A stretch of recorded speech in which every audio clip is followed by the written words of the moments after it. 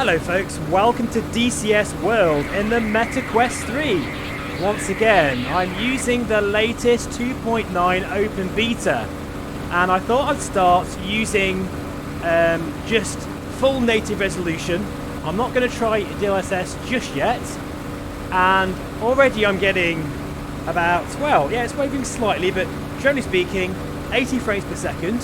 That is because I'm running the Meta Quest 3 at 80 Hertz. So this is with my latest link settings that I did post for MSFS.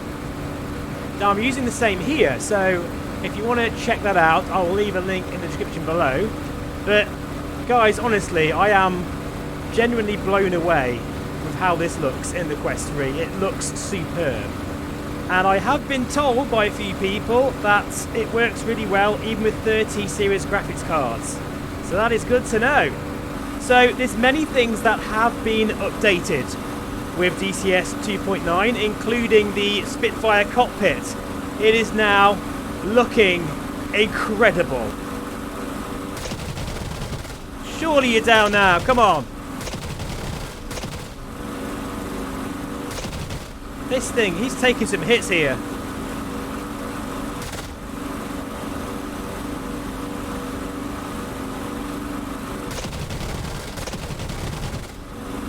That's you down now, come on.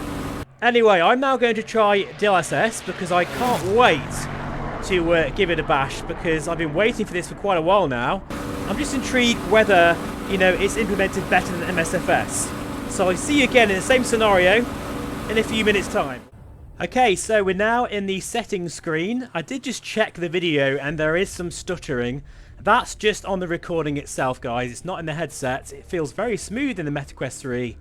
It's just so annoying how there isn't a really great way of recording DCS videos. It's such a pain. It's such a shame as well, because I'd love to show more of it. Anyway, we're going to try DLSS now. There is FSR and NIS as well, so very, very cool. We'll try it at quality.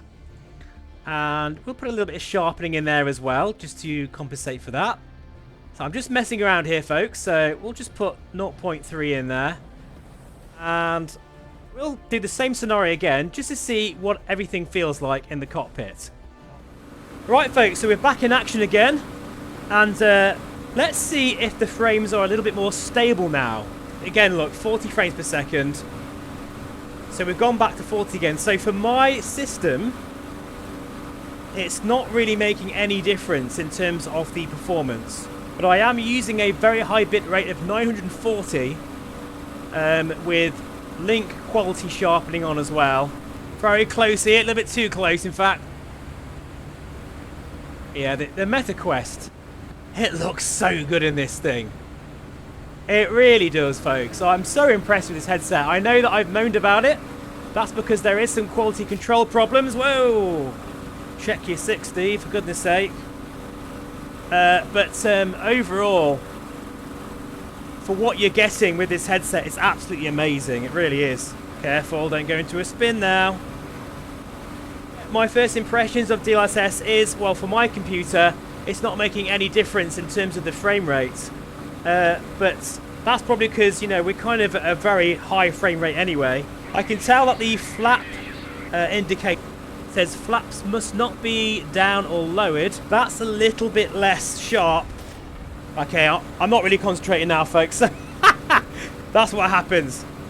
But never mind. Anyway, what we'll do now is run away.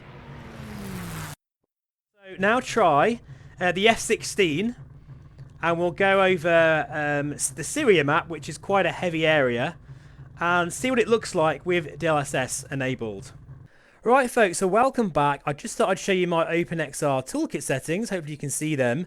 And I'm going to use fixed foveated rendering for this as well, actually, on quality mode, which you can use. I'm also overriding the resolution, as you can see here, to a crazy amount, guys. 4091 by 4421. That is insane, guys. And I wouldn't really recommend doing that unless you do have a 4090. But you do need that kind of resolution, in my opinion, to get close to what you'd see in the center point of the Reverb G2. The great thing about the Meta Quest 3 is it has the very best lenses I've ever seen. So now I'm getting the center point crystal clear focus of the G2, but it's the entire display. And, you know, I mean, it's not Vario Aero levels or Pimax crystal levels of sharpness, but it's, in honesty, it's not a million miles away. Right, anyway, let's get cracking now.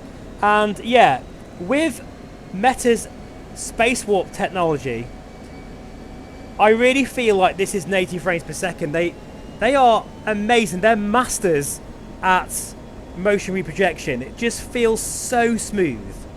Let's see what a flyby looks like. Yeah, not too bad. There's a little bit of artifacting. You'll probably be able to see that. Yeah, there's a bit of artifacting there. So, you know, that's something that is a sort of downside to this. But bearing in mind the resolution I'm running is crazy. I'm now going to restart this scenario and I'm going to try FSR and then we're going to try NIS just to compare them.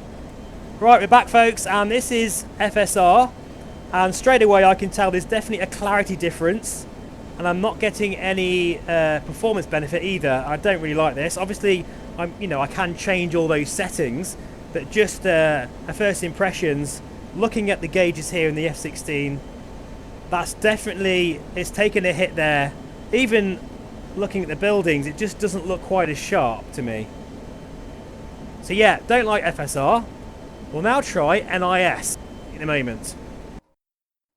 Right then, so now we're using NIS. This is interesting because now I'm at 80 frames per second. What the hell? Look at this.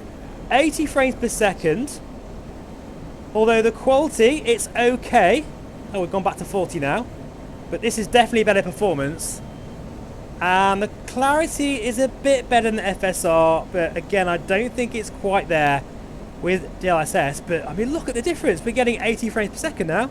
Yeah, every now and then we're needing a little bit of helping hand from asynchronous space warp. But generally speaking, we're at 80 frames per second here.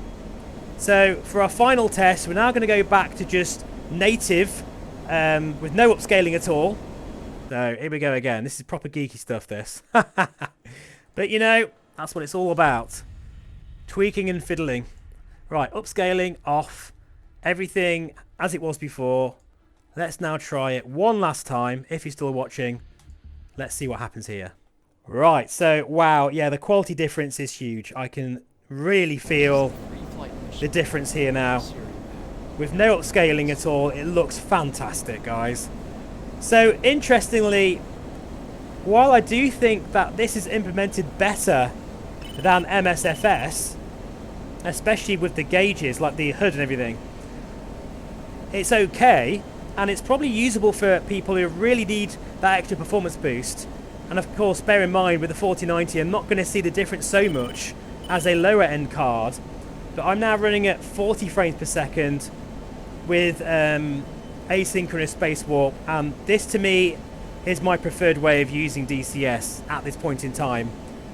So smooth, guys, it really is. There may be a bit of artifacting here and there, but overall it's so smooth, but I'm getting really nice crisp visuals.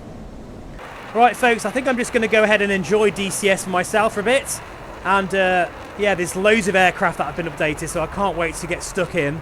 If you would like a DCS VR settings guide of some description, please do let me know in the comments below. But that will do for now. Thank you so much for watching, as always.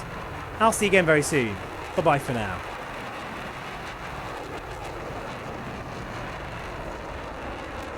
Look at that. And Drew, if you're watching this, my friend, thank you so much for your gift. This F16 makes me very happy indeed. And this looks really good in the Quest. It must be said. It looks amazing.